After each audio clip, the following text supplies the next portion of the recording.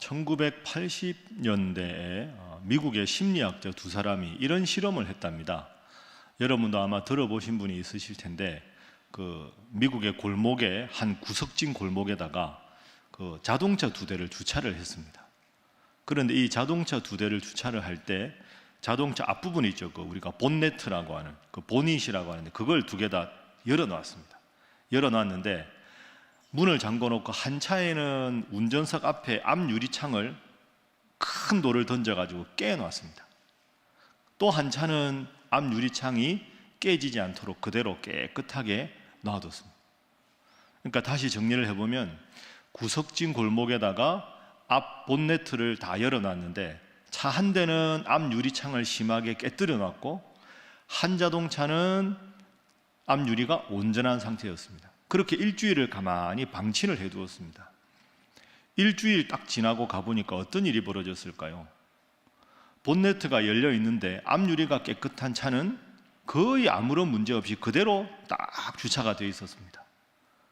그런데 똑같은데 앞 유리창이 깨진 차는 어떻게 됐을까요? 앞 유리창을 일부를 깨뜨렸는데 누군가 와서 그걸 보고는 이거 깨도 되나 보다 하고는 앞유리 온전한 남은 부분도 돌을 던져서 다 깨버린 거죠. 옆 유리도 깨고 뒤쪽도 깨고, 트렁크 있는데 누가 돌 던지고 안에 시트도 칼도 찢어놓고 거의 폐차 직전이 돼서 쓸 수 없는 차가 되어버렸습니다. 이게 그 미국의 범죄 심리학에서 나오는 이론인데요, 깨진 유리창 이론입니다. Broken Windows Theory라고. 지금도 이게 아주 중요합니다. 또 하나 예를 들어 볼까요? 여러분, 우리는 잘 모르는데 우리나라 지하철이 아주 깨끗합니다. 우리는 이게 기본이라고 생각하는데, 외국 가서 지하철 타보면 외국 지하철은 그렇지 않습니다. 특히 미국이나 영국이나 이런 데 가서 전철 타면 너무너무 지저분합니다. 제가 2002년에 보스턴에 유학 가서 제일 먼저 충격받은 게 지하철이었습니다. 일단 조명이 음침하고요, 들어가는데 막 쓰레기들도 많고, 그 다음에 그 지하철 들어오는 그 역사 옆에 막 온갖 낙서들이 가득합니다. 술 먹은 사람들 막 고래고래 고함 지르고 쓰러져 자는 사람도 있고, 지하철 타는 게 무섭더라고요. 그러니까 1980년대 뉴욕의 지하철은 범죄의 온상이었습니다. 사람들이 지하철을 탈 수가 없는 거예요, 무서워서. 그 어떻게 했느냐? 지하철 조명을 환하게 바꾸고, 그 지저분한 낙서 다 지우고, 그 다음에 그 낙서에다가 어릴 적에 동심을 자극하는 디즈니 만화 캐릭터 이런 거 그려놓고, 지하철 내려가는 쪽에는 꽃도 이렇게 놓고, 그렇게 하니까 미국의 범죄가, 지하철 범죄가 말끔하게 거의 사라졌다 하는 이야기가 있습니다. 이번에 우리 특별 새벽기도의 주제가 마음의 쓴뿌리에 대한 겁니다. 우리 마음도 마찬가지입니다. 내 마음이 기도하신 대로 항상 호수처럼 잔잔하고 고요하면 좋겠는데 그게 안 되거든요. 갑자기 막 엄청나게 짜증나는 일도 생기고, 내가 갑자기 막 화낼 수 없는 그런 상황이 생깁니다. 그럼 내 마음속에, 쉽게 말하면 자동차의 비유로 말하면 앞 유리창이, 내 마음 앞 유리창이 깨진 거죠. 그럼 어떻게 해야 될까요? 카센터 가서 빨리 이걸 수리해야 됩니다. 근데 뭐 괜찮겠지 하다가 보니 또 다른 문제가 훅 들어와서 뒷 유리창이 깨지고, 누군가 돌을 던져가지고 내 마음에 피가 나고 상처가 나고, 이렇게 되다 보면 점점 이게 쌓입니다. 그러면 나도 모르게 내 마음에 쓴뿌리가 가득 차 있는 상태가 되는 거죠. 마음에 쓴뿌리가 없을 수 없으되, 그 쓴뿌리가 내 마음에 자리 잡지 않도록 그때마다 치유하고 회복해야 되는데, 그러지 못하면 마치 한 번도 걸어가지 않은 열대 밀림의 길 없는 데처럼 꽉 차서 도저히 헤쳐나갈 수 없는 상황까지 되는 겁니다. 그걸 심리학에서 말하면 울분이라는 거죠. 오늘 주제가 울분이거든요. 한번 따라해 보시죠. 울분, 외로움. 울이 무슨 울자일까요? 울자는 무성하다 하는 뜻입니다. 빽빽하다, 무성하다. 우리가 그 나무가 빽빽하게 있으면 뭐라고 합니까? 울창하다 할 때 그 울자입니다. 빽빽해서 도저히 찾을 공간이 없는 상태, 그게 울입니다. 분은 성내다 하는 거 아닙니까? 그러니까 방금 말씀드린 대로 본네트가 열리고 앞유리창이 깨진 채로 방치하던 상태처럼 내 마음에 온갖 사울로 말하면 열등감, 분노, 증오, 수치감, 부끄러움 이런 것들이 가득 차 있어가지고 꽉 들어찬 상태, 그게 울분입니다. 오늘 사마리아 여인이 울분이 가득 찬 상태였습니다. 그리고 두 번째는 따라합니다. 외로움. 여러분, 외로움하고 고독은 다릅니다. 고독은 내가 스스로 뭔가를 고민하거나 기도할 때 내가 자발적으로 홀로 있기를 바라는 게 고독이고요. 외로움은 다른 사람들이 나를 주목하지 않아서 어쩔 수 없이 혼자 있는 상태가 외로움입니다. 외로움은 안 좋은 거죠. 그런데 왜 이 여인은 울분이 가득 차고 외로웠을까? 오늘 본문에 그 이유가 나옵니다. 자, 하나하나 한번 살펴보지요. 18절 먼저 한번 보겠습니다. 자, 18절 함께 읽어볼까요? 시작. 너에게 남편 5이 있었고 지금 있는 자도 내 남편이 아니니 내 말이 참되도다. 남편 5이 있었으면 행복할까요? 권사님들 어떻게 생각하십니까? 집사님들? 아이고 아닙니다 이렇게 생각하시죠? 남자가 5이 있었는데 그 남자한테 버림받은 겁니다. 그 당시에는 여자가 남자를 버릴 권리가 없던 시대입니다. 그러니까 5명의 남편에게 버림받았는데 지금 동거하는 남자도 남편이 아닌 겁니다. 이 남자도 언젠가는 조만간에 버리고 떠날 남자라는 거죠. 그러니까 이게 단순하게 남편이라고만 생각하지 말고 내 마음에 헛헛하고 괴롭고 힘든 문제를 해결하기 위한 다양한 노력이라고 생각해 보십시오. 이런 남자, 저런 남자를 통해서 마음의 치유를 얻으려고 했는데 내 마음의 치유를 얻기 위해서 이런 방법 저런 방법 백방으로 다 썼는데 아무런 소용이 없더라. 그러니까 첫 번째 남자에게 상처받고 두 번째 남자에게 이런 배신감을 느끼고 세 번째 남자에게 이런 또 실망을 하고 네 번째 남자에게 또 이런 좌절을 하고 그런 것들이 겹겹이 쌓여버린 거죠. 방치된 자동차처럼. 그러니까 마음이 완전히 망가져서 울분으로 가득 차 있는 상태가 된 겁니다. 근데 문제는 남자들에게만 배신감을 느낀 게 아니지요. 그러다 보니까 동네 다른 아낙네들도 저 여인은 부정한 여인이다, 상대를 안 해주는 겁니다. 그러니까 남자들에게 배신감을 느끼고 동네 사람들에게 아낙네들에게도 다 배신감을 느끼고 아무도 상대를 안 해주니까 이 여인은 마음에는 울분이 가득 차 있는데 다른 사람들이 상대해 주지 않으니까 할 수 없이 외로운 상태에 처해버린 참 가엾은 여인이 오늘 본문의 여인입니다. 그래서 외로웠습니다. 외로운 증거를 볼까요? 6절 말씀 화면 보십시오. 거기 또 야곱의 우물이 있더라. 예수께서 길 가시다가 피곤하여 우물 곁에 그대로 앉으시니 그 여인 곁으로 가신 거죠.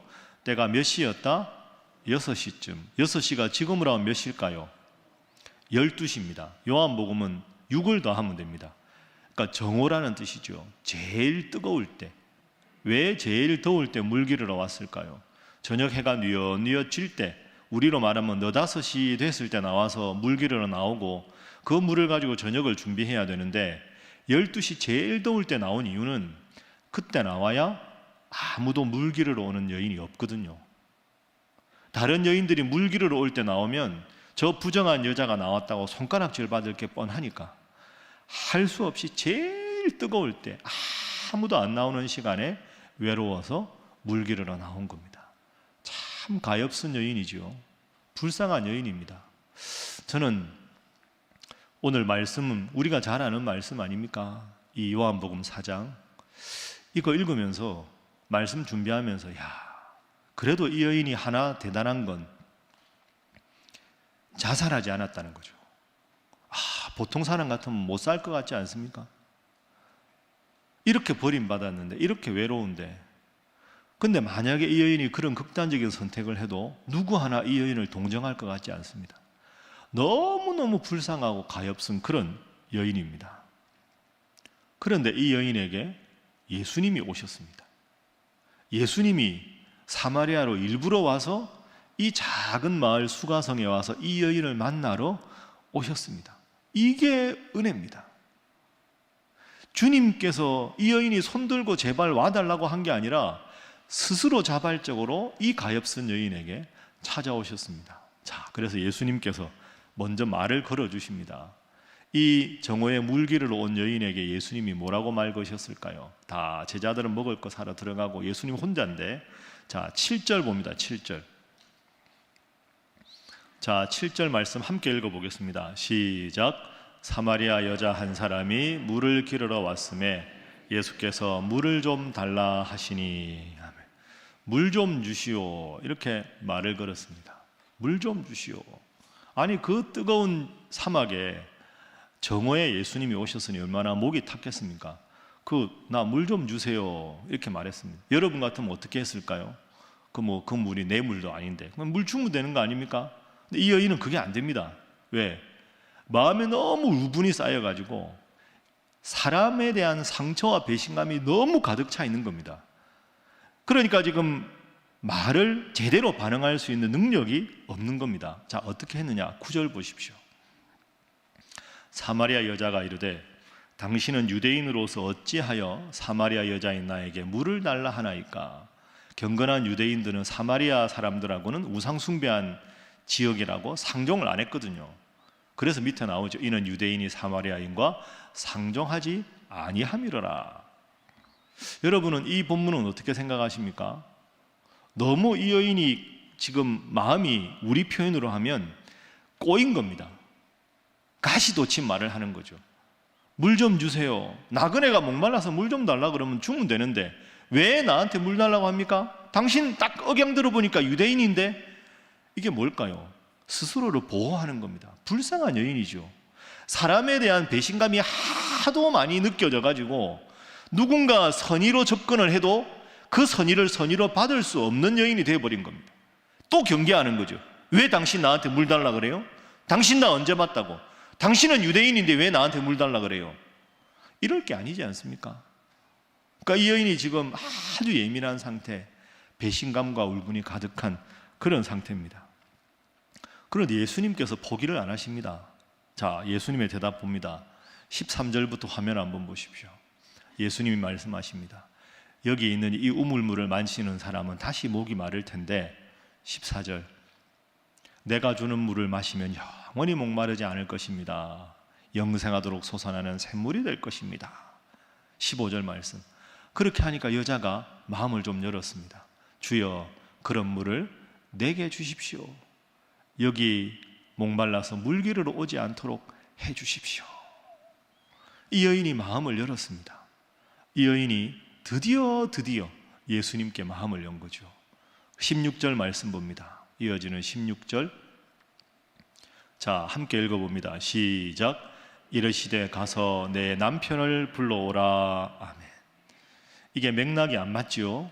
제가 여러분들에게 이 본문으로 말씀드렸을 때도 기억하실지 모르겠는데 지금 남편이 나올 때가 아니지 않습니까? 물을 달라. 왜 물 달라고 하십니까? 내가 주는 물을 먹으면 영원히 목마르지 않을 것이다. 그러면 그 물 나에게 주셔서 저 여기 물 기르러 나오는 거 힘듭니다. 외롭습니다. 물 기르러 나오지 않게 해주십시오. 그럼 예수님 물을 주시면 되는데 내 남편을 불러와라. 왜 예수님은 여기서 남편 이야기를 하셨을까? 그 이유는 이 여인의 마음속에 울분이 가득 차 있는데 그 울분의 가장 근본적인 원인이 남편들에게 있었기 때문이죠. 이 남자에게 배신감, 저 남자에게 상처, 저 남자에게 좌절, 그걸 겹겹이 마음속에 있었습니다. 그런데 지금 이 여인은 예수님, 그 생명의 물을 제 마음속에 부어주십시오라고 말을 했지만 예수님이 그 여인의 마음을 보니까 그 여인의 마음속에는 예수님의 생명의 말씀이 들어갈 공간이 없었습니다. 왜? 5명의 남자에게 배신감을 느끼고 지금 남자도 조만간 떠날 남자, 그 불안함과 좌절과 배신감이 가득 차 있어서 그 빽빽한 마음에 쓴뿌리들이 가득 찬 공간에 예수님의 말씀이 들어갈 공간이 없었던 거죠. 그래서 예수님께서 내 남편을 불러오라 하는 말씀을 좀 더 쉽게 풀이하면, 여인아, 너는 너의 마음에 이 영원한 생명의 말씀이 들어가기를 바라지만 미안하지만 너의 마음에는 그게 들어갈 공간이 없다. 그러니까 너의 모든 쓴뿌리들, 그동안에 5명 지금 사는 남자에게 받는 그 마음의 모든 쓴뿌리들을 다 내려놓아라. 그걸 다 내려놓고 치워라. 깨끗하게 정리해라. 그래서 너의 마음 중심이 깨끗하게 되었을 때 그때 내 생명의 말씀이 들어가서 영생하도록 솟아나는 말씀이 될 수 있다. 이렇게 우리 예수님께서는 말씀하신 거죠. 또 하나 이런 면도 있습니다. 문제를 직면하라 하는 겁니다. 한번 따라해 볼까요? 문제를 직면하라. 회피하지. 따라합니다. 회피하지 말아라. 이겁니다. 그러니까 여러분, 예수님은 위대한 외과 의사와도 같습니다. 그냥 예, 그물 저에게 주십시오. 알았다 하고는 설교 한번 하고 기도 한번 하고 끝난 게 아니고요. 문제를 정확하게 직시하게 하신 겁니다. 여인아, 내 마음속에 울분이 가득 차 있는 그 문제를 회피하지 말아라. 그냥 외롭다고 다른 사람 시선 피해서 너 평생 이렇게 정오에 나와서 물기르러 나올 거냐? 이번에 남자에게도 배신감 느끼면 또 7번째, 8번째 남자 만날 거냐? 그래서 너의 문제가 해결되더냐? 왜 자꾸 문제를 직면하지 않고 회피하려고만 하느냐? 내 남편을 불러와라. 너의 마음의 쓴뿌리들 내려놓아라. 주님, 미칠 지경입니다. 마지못해 삽니다. 제 마음이 만신창이가 되어버렸습니다. 그렇게 문제를 직면해라. 그래서 그 문제를 내려놓아라.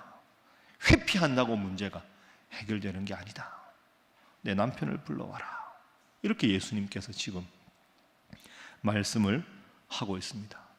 그러자 이 여인이 대답을 합니다. 17절, 18절 말씀 보십시오. 여자가 대답하여 이르되 나는 남편이 없나이다. 그래, 맞다. 너는 남편이 없다. 18절 이어서 말씀하십니다. 남편 5이 있었지. 지금 있는 자도 너의 남편이 아니지. 너의 말이 참되다. 그래, 여인아, 너는 너의 문제를 정확하게 부끄럽지만 그 마음 그대로 나에게 토로해 주었구나. 고맙다. 내가 이제 너의 문제를 스스로가 고백했으니 너의 그 문제를 해결해 주겠다 해서 예수님께서 계속된 대화를 통해서 이 여인의 문제를 해결해 주시는 겁니다. 여러분, 오늘 본문 말씀 여러분 잘 아는 말씀이죠. 그런데 오늘 본문은 우리에게 매우 중요한 교훈을 몇 가지를 던져줍니다. 자, 제일 먼저 생각할 건 이 여인은 예수님을 믿는 믿음이 없던 여인이었습니다. 그런데 점점 예수님과 대화하면서 예수님을 믿게 되었습니다. 자, 이 여인이 예수님을 부르는 호칭이 어떻게 변화되었는지 한번 살펴보겠습니다.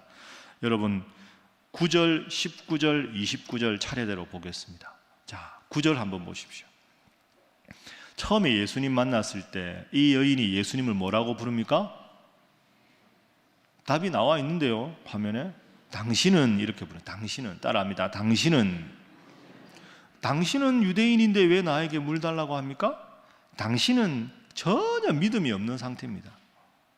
그러다가 이야기를 해보니까 남편 5이 있었던 것도 알고 지금 있는 남자도 남편이 아닌 걸 알고 이 사람 보통 사람 아니구나 하고는 칭호가 바뀝니다. 19절 보십시오. 따라 함께 한번 읽습니다. 시작. 여자가 이르되 주여 내가 보니 선지자로소이다. 뭘로 바뀌었습니까? 선지자로 바뀌었습니다. 당신에서 선지자로. 중간중간에 주여라고 부르는 건 그냥 존칭이지 주님에 대한 믿음의 고백이 아니거든요. 당신에서 선지자로. 마지막에 더 대화하면서 어떻게 바뀌었을까요? 29절 보십시오. 내가 행한 모든 일을 내게 말한 사람을 와서 보라. 이는 무엇이 아니냐? 그리스도가 아니냐. 그리스도는 구원자라는 뜻이죠. 자, 한번 따라해 봅니다. 당신, 선지자, 구원자. 이렇게 바뀌었습니다. 칭호가. 당신은 선지자시군요. 구약에서 약속한 구원자 메시아가 당신이군요. 이렇게 바뀝니다. 여러분, 이 여인이 만약에 처음에 예수님께서 7절에서 나에게 물 좀 달라 했을 때 당신 뭐야? 하고는 그냥 가버렸으면 이 여인의 삶이 어떻게 끝났을까요? 상상할 수가 없죠. 이 여인은 예수님 말씀을 못 알아들었어요. 믿음도 없었어요. 그런데 예수님과 동문서답을 하더라도 계속 함께 하다 보니 어느 순간 자기도 모르게 당신이 선지자가 되고 선지자가 구원자라는 고백으로 발전하게 된 겁니다. 그래서 여러분, 이 새벽에 나오셨는데 여러분 이렇게 보니까 말씀을 참 잘 들으시는데, 우리끼리 솔직한 말로 매일 이렇게 주님 앞에 나온다고 홈런 치는 거 아니지 않습니까? 말씀을 들을 때마다 은혜가 되든가요? 그렇다고 아니요, 너무 크게 하면 제가 상처받죠. 여러분, 프로야구 요즘 하잖아요. 3할 타자면 진짜 잘 치는 겁니다. 10번 나와서 3번 안타 치면 최고입니다. 4번 우리나라 최고 선수가 되는 겁니다. 혹시 예배 드리다가, 죄송한데 말씀 듣다가 오늘따라 마음이 너무 괴롭고 힘들어서 말씀이 귀에 안 들어온다, 그럼 뭐 손 들어보세요. 손 들면 안 되겠지요. 그런 일이 있어도 괜찮습니다. 밖에 지금 비 오는 것 같습니다. 그죠? 비 오다 보면 가랑비에도 옷이 젖는 겁니다. 우리가 늘 예배 드리지만 정말 그 10타수 10안타 하면 얼마나 좋겠습니까? 저는 기도하는 마음으로 그렇게 설교단에 서지만 그래도 때로는 부족해서 어제 따라 너무 갑자기 큰 걱정이 생겨서 지금 이 자리에 계시지만 내 마음을 짓누르는 큰 아픔이 있어서 말씀을 들으면서도 한숨만 나오고 괴로움만 나오고 힘든 일이 있을 겁니다. 여러분 다 그런 일 없겠습니까? 그런데 이 여인을 본받으십시오. 못 알아듣는데, 무슨 말인지 모르는데 그래도 예수님하고 같이 우직하게 앉아 대화하다 보니까 자기가 믿음이 없는 여인이었는데 당신으로 시작했는데 선지자가 되고 선지자의 고백이 구원자라는 고백이 되었습니다. 우직하게 새벽기도 열심히 나오시고 우직하게 하나님 말씀 듣다 보면 가랑비에 옷 젖듯이 이 여인이 구원자라는 고백을 한 것처럼 주님을 향한 믿음이 더 강해져서 어느덧 어느 순간인가 여러분의 마음속에 쓴뿌리듯 나도 모르게 다 사라지고 주님께서 여러분 마음속에 함께 하셔서 큰 은혜로 함께 하실 줄로 믿습니다. 옆에 분들과 인사 한번 하겠습니다. 우직하게 나오시기 바랍니다. 한 번 더 할까요? 큰 열매가 없어도 나오시기 바랍니다. 그게 필요합니다. 이 여인의 모습을 통해서 우리가 정말 배워야 될 점이 이겁니다. 마음에 쓴뿌리가 있었는데, 울창하게 있었는데 하나하나 매듭이 풀려가듯이 그게 사라지게 되었다 하는 거죠. 자, 그래서 이 여인이 당신이 구원자 아니십니까? 라고 고백을 합니다. 그 예수님께서 그래 내가 그다 이렇게 말씀하시거든요. 자, 28절 29절 화면 보십시오. 28절 29절. 이분이 구원자인데? 이런 마음이 들 때 여자가 물동이를 버려두고 동네로 들어갑니다. 이 여인이 흥분한 겁니다. 우물가에 왜 나왔습니까? 물 기르러 나왔는데 물동이를 버렸습니다. 물을 채운 게 아닙니다. 왜 버렸을까요? 예수님 만났으니까, 너무 기뻤으니까. 29절 보십시오. 자, 내가 행한 모든 일을 내게 말한 사람을 와서 보라. 동네로 들어갑니다. 물동이를 버려두고 동네 들어가서 동네 사람들에게 막 외치는 거죠. 내가 구약 성경에 예언된 구원자를 만났습니다. 구원자를 만났습니다. 막 외칩니다. 그러니까 갑자기 동네 사람들이 깜짝 놀란 거죠. 저 여자가 실성했나? 저 여자가 미쳤나 싶었을 겁니다. 그런데 가만히 그 모습을 보니까 미친 것 같지가 않아요. 진심이 느껴집니다. 반신반의하면서 진짜일까?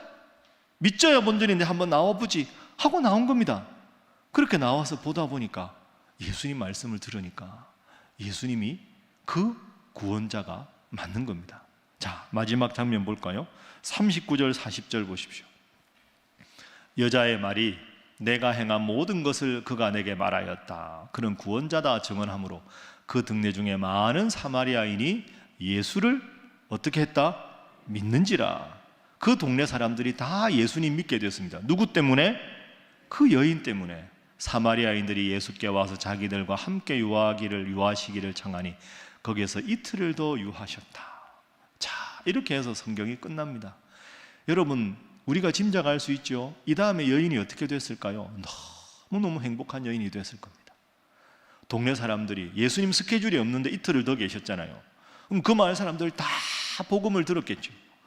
예수님 믿고 구원받았겠죠. 그럼 그 동네 사람들이 누구한테 제일 고마워했을까요? 이 여인에게. 고마워요. 당신 때문에 우리가 세상의 메시아를 만났어요. 당신 때문에 우리가 구원받았어요. 그러면서 이 여인은 예수님을 만난 것 때문에 동네 모든 사람들과 관계가 회복된 거죠. 따라합니다. 주님을 진정으로 만나면 헝클어진 관계가 다 회복된다. 여러분 믿습니까? 이게 오늘 본문의 교훈입니다. 두 가지 교훈 꼭 기억하십시오.